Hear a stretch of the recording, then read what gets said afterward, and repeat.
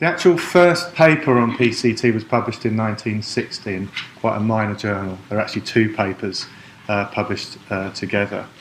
And the theory is very unique and very novel, but it does have a heritage, and it does have other elements of psychology and science in general that it builds upon. And I'm going to cover this in a bit more detail in a moment, but the actual first example of a system that controls, regulates itself, actually goes back to ancient Egypt, to the water clock. And so in a while I'm going to explain a little bit about how the water clock works. But essentially that is the first sort of documented idea of control in action, self-regulation and control in action. You have to go forward about another 2,000 years before you get to some of these ideas of control coming into science again. And Claude Bernard was the first physiologist to appreciate what we now call homeostasis, the idea that the environment inside our bodies is something that we need to remain constant, and that in doing so we enable and sustain life. So we keep blood sugar levels constant, we keep iron levels constant, and temperature too. And so this was a realisation that was around the middle of the 19th century, but it wasn't actually formally described as homeostasis till later. The other sort of key background that sort of sets the context for PCT is psychology before the development of essentially experimental and behavioural psychology. And two key names here, William James and John Dewey, which I think you probably covered them in your CHIPS course. And we're going to describe their ideas in a little bit of detail because they actually echo just the same kind of ideas we're providing you to hear today, but in a very 100-year-old work. What really influenced Bill Powers, who developed PCT, was the field of control engineering. And this is, in a way, related right back to that original water clock example. It's a field of engineering where people are inventing machines that control things. And one classic example is a thermostat. A thermostat is something that you set a temperature to, and then the thermostat actually controls heating and cooling devices so that it maintains temperature at a constant temperature. I'll explain to you a few more examples in a moment. But control engineering was basically the field where Bill Powers cut his teeth, as it were, and understood how these systems work. And actually it was around that time too that homeostasis was formally developed and built upon by Walter Cannon. And actually, to quite a degree, the control engineering idea was taken partly from these emerging ideas of homeostasis in biology. So in a way, sometimes we might think of control as a very machine-like idea, other times as a biological, natural thing. It actually seems like it's both when you look at the heritage of it. And then there were some key movements and key people that actually properly started to build these ideas of control into psychology and the behavioural sciences. One of these was cybernetics, and Norbert Wiener was a mathematician who combined these domains of biology and mathematics, computer science, to form a very early precursor, if you like, to computer science today, which is cybernetics.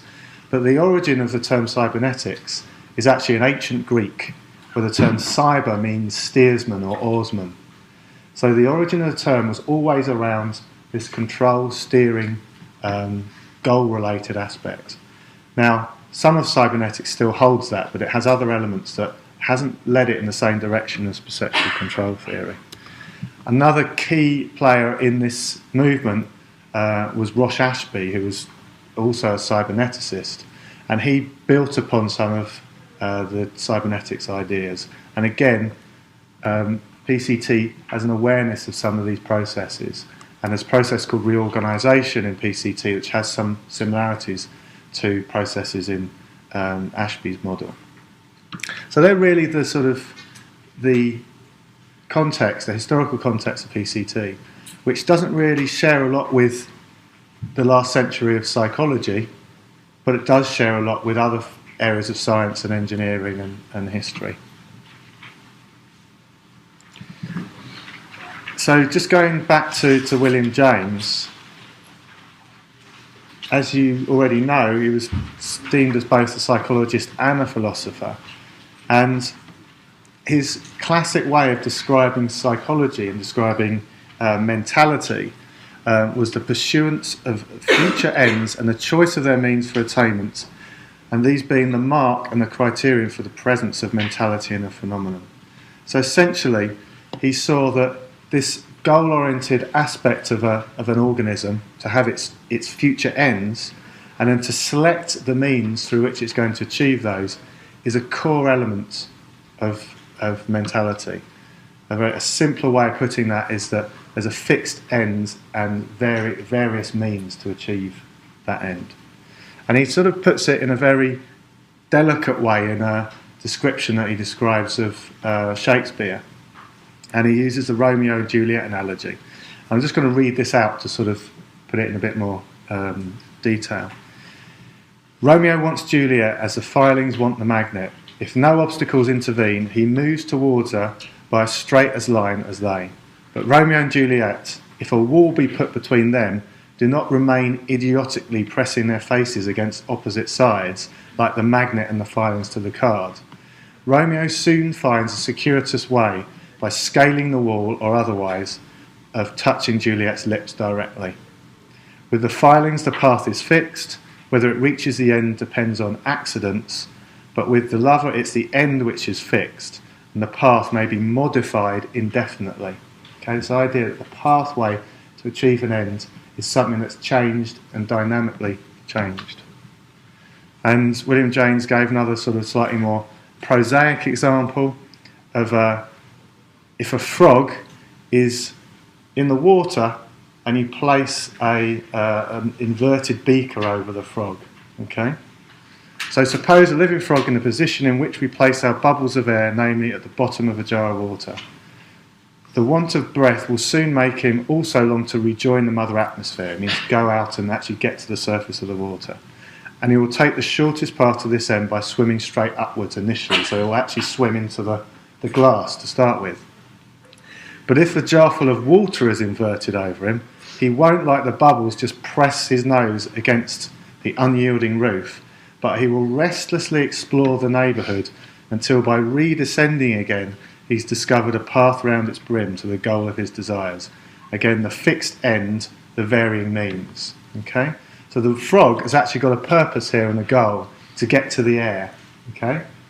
And it's not using any specific behaviour to achieve that. It's sort of swimming around, bobbing up and down, and eventually, restlessly, as William James says, it finds its way to the surface. Okay? And contemporary of William James was John Dewey.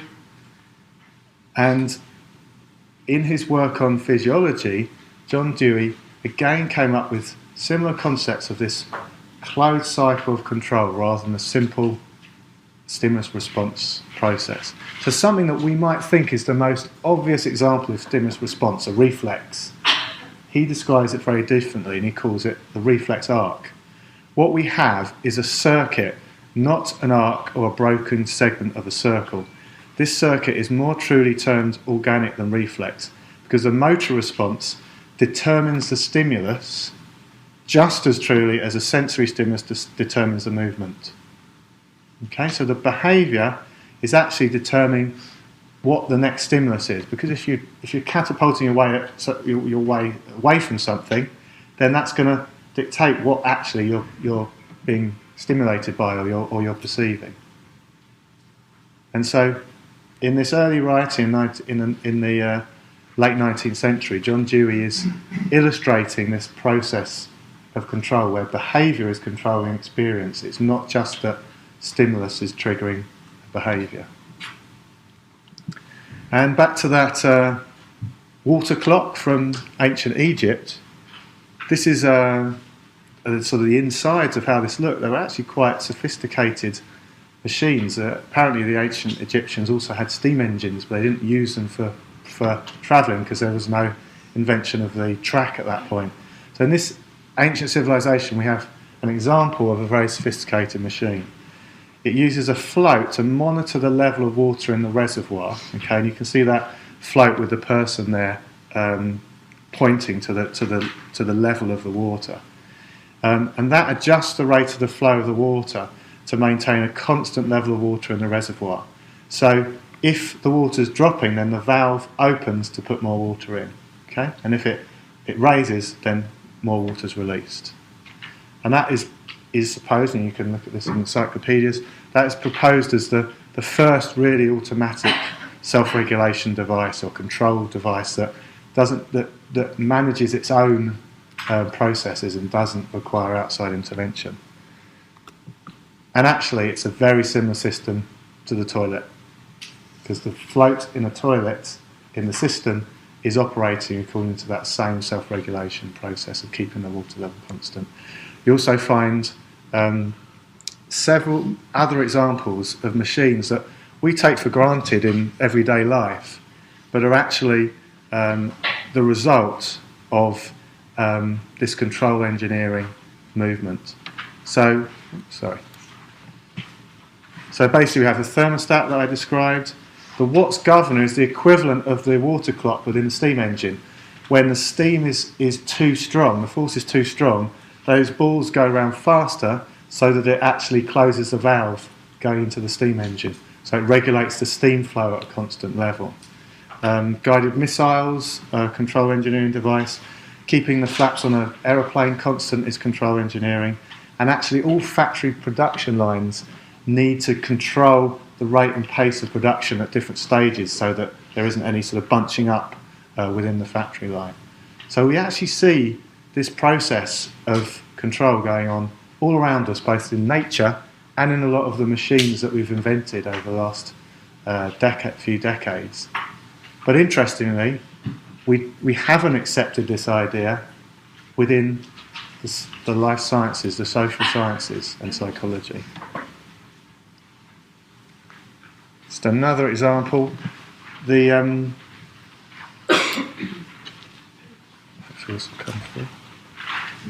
idea of imprinting is always taken as an example of a learning process because the chick learns who its mother is.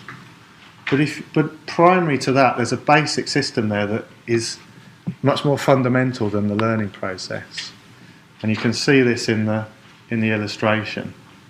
This is Lorentz walking along, and they're the ducklings that have imprinted on him walking behind him. What are they doing there? What are they controlling? Any suggestions? Yeah? Are they just keeping inside what they're doing because they're mother? They're keeping in sight. Yeah. Okay. Yeah. So they're trying to keep a sight of this mother figure that they've learnt, and in keeping in sight, they're keeping a certain distance. So if you watch it again, you can see that as he runs away, they run more to catch up. And as he slows down, they slow down because they're trying to keep a constant distance so they can keep him in sight.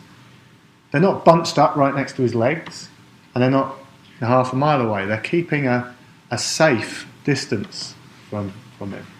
And this, again, is another example of an animal controlling something and keeping something constant, just like the not over the dot with the rubber band example. And their little leg movements will just do whatever they need to do to keep that constant distance. That's not something that before they hatch out of the egg, they've had to learn. They're actually inbuilt to walk, and they do it very soon after hatching. Very often, behaviour is thought of as a learnt process, but there are so many aspects of behaviour, especially in much more primitive creatures, that are not learnt. They just do it. That is just millions of years of evolution and very sophisticated systems that just control things. Okay, so what I'm going to do is share with you the the structure of how control works according to PCT, and then we'll have a little break, and then we'll look at the evidence for the theory. Okay, so the idea of the theory is that there are some simple stages, but what's very important to know is that they occur in a joined-up loop. Okay, and a very simple way of thinking about the fundamentals of PCT is perceive, compare, act. You perceive some state of the world, you compare it to what is called in the theory the reference value, but it's basically what you want, the state that you want that to be, whether that be the knot over the dots, a certain distance to your attachment figure, a certain level of excitement, etc.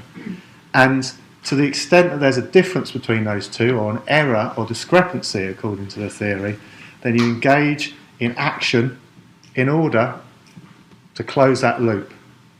And you will actually be engaging with your environment in order to do so, which we'll look at in a minute.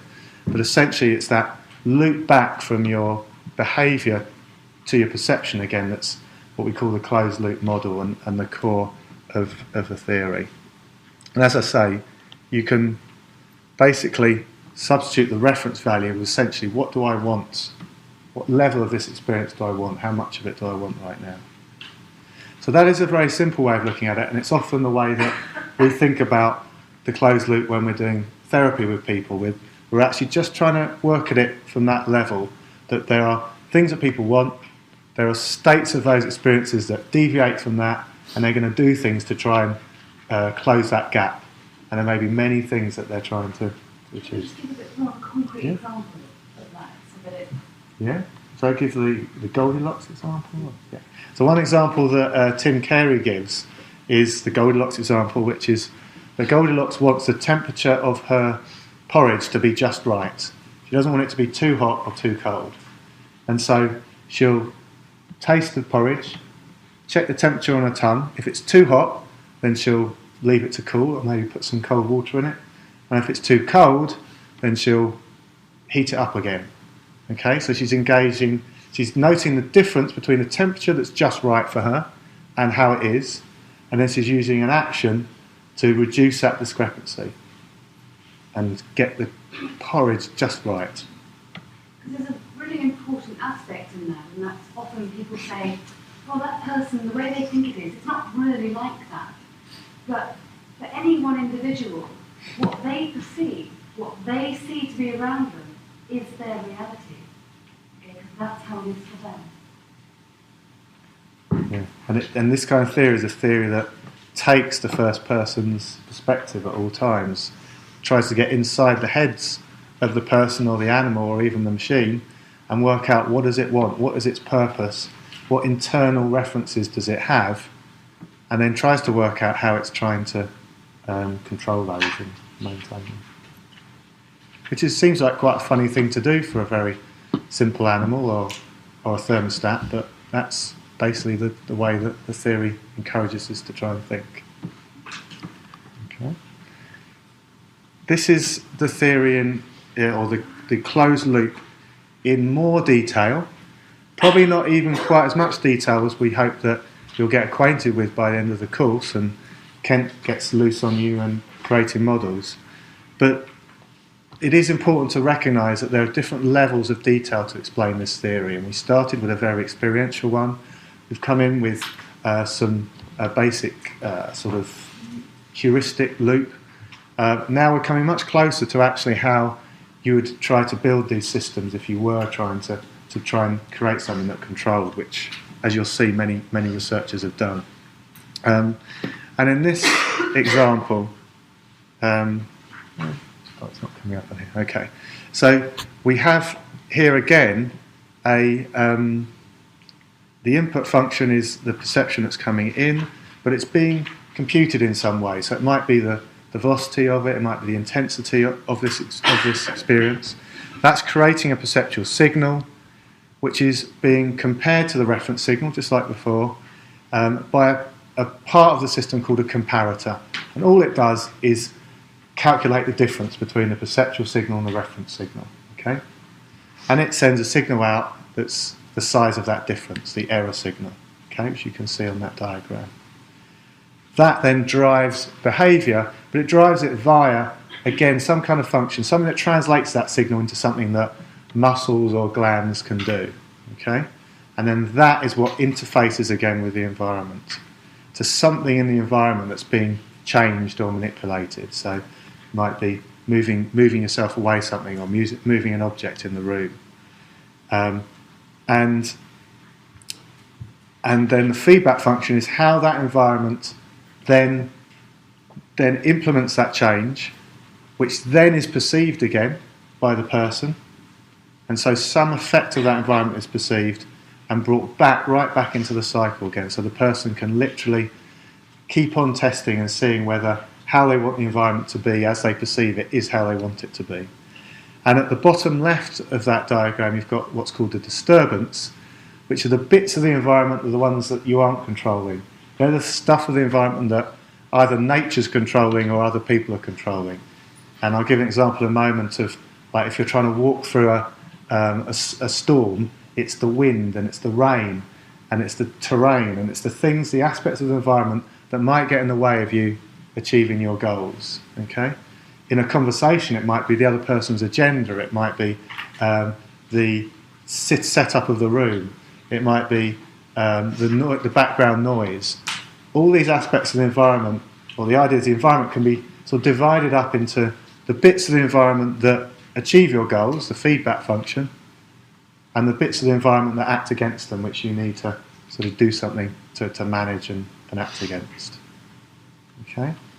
So it's a sort of like turning things around a little bit from the classic stimulus response idea, where we're looking at what the person is controlling and how they're managing and navigating and negotiating their environment to get what they want, essentially.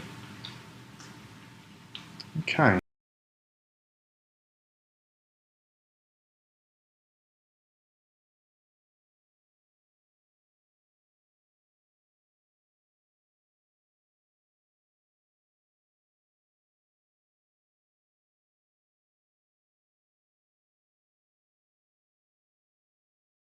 So basically, as I was describing there, the evidence for this simple closed loop, just a single loop model, comes in three ways. It's in the relationships between the variables that I've just described, the environmental variable, the actual input to the person and their behaviour, and we can see whether those relationships correspond to an open loop or a closed loop model, and I'll explain those two in a moment. And by open loop, I mean the stimulus response assumed linear model. And then we can actually build a computer model of this to see if it actually matches the behaviour of the real system, the real person or the animal. And we can also compare this closed loop model with an open loop model to see which is the closest fit. And it was only recently that I delved in to find all the studies on this, but there's around about 35 studies that have tested one of these hypotheses and shown evidence for the closed loop or the PCT account. And why use a tracking task? As I was describing, a tracking task is actually a very ecologically valid thing to be interested in. Tracking is a process that we're always involved in when we're engaged in eye movements, when we're following any kind of visual object, another person, or anything that we're interacting with. We need to track things when we're going to grasp something and pick it up. And actually, tracking certain sounds is something that we're engaged in when we're listening to speech and we're engaged in speech. We're actually trying to reproduce a particular constant sound. So tracking is an analogue for certain things. In some ways, it's very similar to things like eye movement, but it's actually got an analogue in various different, very valid studies. And the key study that set this all off was a series of 6 experiments that Bill Powers got published in 1978 in the journal Psychological Review. And in this, he ran the tracker task that I've just demonstrated to you. So the cursor is moved by the participant, but there's a random disturbance applied to it, much like the random movement of those lines that you saw. And that's a bit like if you're trying to control something, but there's something acting against you, like walking in a storm or throwing a ball when there's wind and resistance. And the goal is for the participant to keep the cursor over the target, to track effectively. And so what we're interested in is the correlation between this disturbance in the environment, the actual location that the person perceives, and the movements that they're engaged in. Now, an open loop account or stimulus response account would suggest to us that there'd be a direct link from environment to input, perceptual input, and a direct link from our input to our output. Simple sort of stimulus, compute, output process. And so if that's the case, then we'd expect a correlation between what the environment's doing and what the person's inputting to their senses, the stimulus, and we'd expect a positive correlation between what their stimulus and their response, essentially. Okay, if this is a simple linear process. But a closed loop account with this reference value and with the effect of output on the environment to then control perception, we'd expect a very different pattern of correlations going on that wouldn't actually reflect this simple environment stimulus response association. And it's important to note that within the open loop account there is no prediction of a correlation between the output and the environment.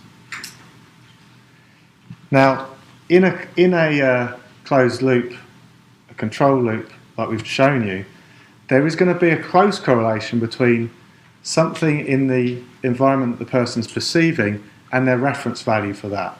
So presumably Guy had in his mind that he needed those 2 paddles to be as close as possible. That was his reference value. And there'd be a close correlation on different tasks between that and the actual distance between those 2 things if he's doing it effectively. So unfortunately that's not something we can measure because that reference value is inside a person's head. It's not a measurable output. Okay? So although there would be a correlation there, we can't measure it. So what else can we measure?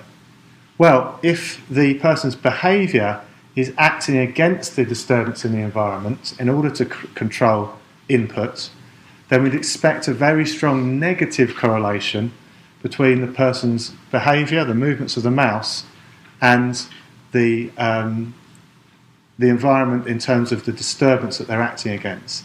So when the cursor moves, acts in one direction, we would expect the person to have to counteract that by moving in the opposite direction. We wouldn't expect a correlation between the environment and this environmental disturbance and the input to the person, because that person is controlling that input to keep it constant, and so they're acting against all these changes in the environment. So we'd expect that to be a low correlation. And we also wouldn't expect there to be a correlation between the input and the output.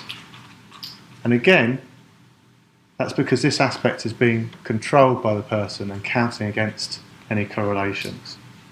What's really going on is that the person's behaviour is acting against the environment. And that's basically what you find when you do these tracker studies, which were first done by Powers in 1978 and then built upon by further work by them and Rick Markham and Tom Bourbon. And this is another way of looking at that basic tracker task. And they essentially found that the hypothesis for a closed loop account was confirmed. So there's this strong negative correlation between the behaviour and the environmental variable, because it was acting against it, but very minimal correlations between this environment and the input, and between the input and the output. And that just goes right against the idea that this is a linear process whereby the environment is affecting the input, which then affects the response. If that was the case, we'd expect this sort of chain of cause and effect, and for the input and the behaviour to just be reflecting what the environment's doing. Actually, the behaviour is acting against the environment to keep perception constant, and that is meaning that this whole relationship, this linear relationship, breaks down. And can we look at this in slightly more ecological contexts? In a very recent study that Sergio Pellis conducted in Alberta in Canada, he was interested in what the humble cricket does when you simply change the orientation that it's sitting on. You change the angle of the surface it's sitting on. And he manipulated the angle of rest of that animal, compared a horizontal to an angle, to an incline. And if this was an open loop process, you'd expect a change in responses from the animal. But actually what he found, that he measured all the various different tensions and aspects of the animal's behaviour, and found that these actually stayed constant even when the angle was changed. But to do that, that did require different angles of the limb muscles. If you see in that example, you can see that there's the sort of leg knee is much closer together than in the bottom example where the leg and knee is at a larger angle. So there's variation in that behaviour, but to keep all kinds of aspects constant, one thing that's constant is the distance of the animal from the surface and the angle that it is from that surface. So it's keeping all kinds of things that you can measure constant that don't get manipulated by changing the environment. And that's just the data showing that sort of lack of difference between the two. And in a later, really recently published study by Sergio and colleagues and Heather Bell, they were looking at a behaviour that rats engage in. And it's a protective behaviour whereby if one rat's got some food, it needs to protect that rat so it doesn't get taken away, stolen or robbed by the other rat. Okay, so it's a very naturally occurring behaviour in rats. And you can see it in this example, the slow version. That rat on the right is trying to take the food from the rat on the left. Okay, I can just show it one more time. Oops, sorry, I'll just... As those do again.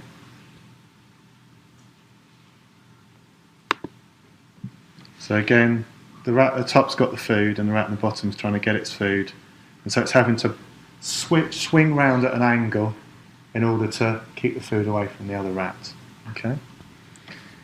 And what Heather and Sergio did was measure the distance between the robber rat and the dodger rat, the one that's trying to keep hold of its food, and looked at that with all different kinds of sizes of food that the different rats, the rats were trying to protect.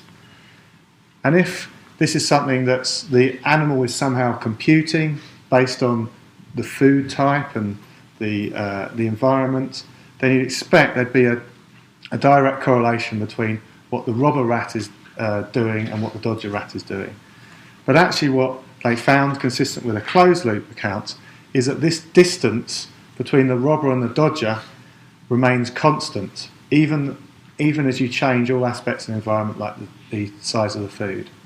So the animal is actually doing all kinds of behaviours to try and keep one thing constant. For obvious reasons, the distance of the food in its mouth from the robber rat, because that, just like in the imprinting example, that needs to be a certain distance to be safe, to be far enough away that it's not going to get eaten by the other rats. Okay, so we talk about these processes as controlled perceptions now, rather than a particular behaviour. The rat's trying to keep something constant, just like the Goldilocks example. except instead of keeping the porridge at a certain temperature, this time the rat's trying to keep the food at a certain distance from the robber rat. And then here's an example of a study where there was a direct comparison between a computer model of a stimulus response system in a tracker task, a cognitive model and a PCT model. So in the stimulus response model, the movement of the handle in this computer model is proportional to the movement of the target. In a so-called cognitive model, there's a computation that occurs whereby the average of the past target movements is taken account of. So there's some sense of past expectancies that's computed to compute the movement of the handle. And then there's a final PCT model that closes the loop, whereby the movement now isn't proportional just to the environment, but it's proportional to the difference between the reference value and the target, the signal, which then leads to the target movements in a closed loop. And in this paper, they looked at a person doing this task and measured their movements of on the tracker system, and compared that to the simulations that would be produced from these three different models. And the top left one is what the participant was doing, where the T is the target and the C is the cursor. Very close mapping between the two as the participant's trying to control the distance to keep them constant. And to do that, they're having to move the handle in all kinds of ways, this variation in behaviour, to try and keep that distance constant. In B, we have the stimulus response model. In C, we have the so-called cognitive model. And in D, we've got the PCT model. And just by looking at those graphs, you can see how the first and the fourth graph have the same pattern, and that there's a real mismatch between that and the alternatives. And a final piece of evidence that I think is quite an interesting and fun one, which again suggests to us that these control systems are inbuilt and not learnt, is a study that Wayne Hirschberger did, where he set up experimental conditions around chicks that were running along a runway to try and get closer to their food. So they were essentially having to seek out their food. And he set up two different apparatus. One where the runway, that as the chick moves, the runway moves away from the chick at twice the speed that the chick is running. Okay? And the other one where the runway moves away at half the speed that the chick is running. Okay?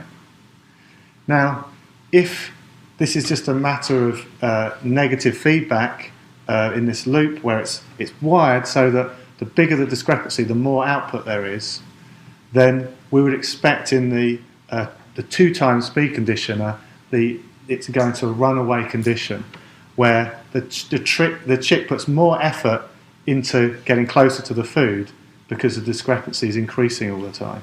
And that's what you find, that the unfortunately little chick's running and it just runs faster and faster and the food just catapults away from it. Okay? So you're just reversing the sign in that negative feedback loop by changing the apparatus. And that seems to be, shows this an intrinsic system that a chick or many of us are using to control things. That doesn't mean that learning doesn't occur in control systems, and we'll be talking about that later. But it's not necessary for it to occur for a simple system to work or to be tested. So what we're finding is that we've got a series of quantitative studies, and there are many others on PCT Web. There's a document there on the evidence-based PCT that seem to confirm this closed-loop model and predict it over the open-loop model. And Rick Markham writes a much broader paper on what implication this has on the kind of methodologies that we use in psychological sciences, if it's the case that these manipulations that we try and make in experimental designs are actually acted against or controlled against by the participants, that even animals have goals that they are acting on. What does that tell us about the kind of designs that we should be doing? And should we be really trying to look for the effects of inputs on outputs, or should we actually be trying to understand what people and animals are doing and trying to model those and see if we can get a very accurate model of what they're doing? Much like if you wanted to test a theory of aerodynamics, one way of doing it would be to build your own model of a plane and put it in a wind tunnel and seeing if it obeyed the same properties. So the PCT mode is to try and actually build things and see if they really reflect what's going on inside the individual, rather than to sort of manipulate things, look for an effect and try and say that there's some process necessarily going on in between. So, I mean, what's really important to notice is that there are many other theories that use the term control, and on Blackboard I've put a little exercise there where you can see these different theories and see what they're about. But it is very important when you read these papers to look and see what they mean by the term control, because many of them don't actually operationalise what control is about, and PCT has a very specific definition of what control is. It's about controlling input, not controlling output. And the output, the behaviour, is what we use to control the input. And from that, as we've started to see, there are ways that we can actually build models to actually engage in these processes. And so, as I say, more broadly, we've got on your first module on Blackboard ways you can go through, and you don't have to cover everything, but you've got self-checks and a self-test that you can do either now or later on to see if you're sort of getting the idea of these aspects of the theory and how it works. So basically the key points of today's lecture are that control is a basic phenomenon of life, that this closed loop account in PCT explains and models control as a process, and that there's a whole range of evidence for that. But it'll be in the next lecture that we actually talk about how it is that we can manage to control multiple things, and how we manage to organise and connect these things to achieve more sophisticated goals, as it were.